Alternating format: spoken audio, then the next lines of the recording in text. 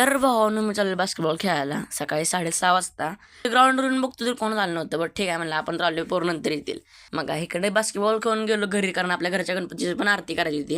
आरती करून झाल्यानंतर मग गणपती बाप्पाचा असा प्रसाद घेतला आणि मस्त विषय खोलमध्ये खाऊन घेतला. त्यात खाऊन मग मी आलो आपल्या मूर्तीच्या राजाकडं म्हणजे अरुणोदय गणेश मंडळाकडं कारण आज तिथं रक्तदान शिबिर. पहिला बाप्पाच्या पाया पडून घेतल्या विषय खोलमध्ये आणि मग इकडे रक्तदान शिबिर चालू होते. हो ना आपल्याकडे आतापर्यंत भरपूर रक्तदान झालं. मग आलो मी आपल्या आत्याच्या घरी कारण आज आपल्या घरच्या गणपतीचं पण विसर्जन होतं.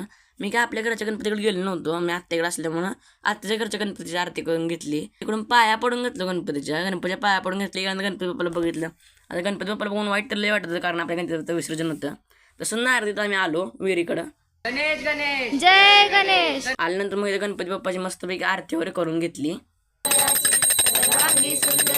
आरती करून झाल्यानंतर मग आम्ही गणपती बाप्पाला विसर्जन केलं. वाईट तर लय वाटतं पण ठीक आहे म्हणलं जाणार तर आहेत मला गणपती बाप्पा.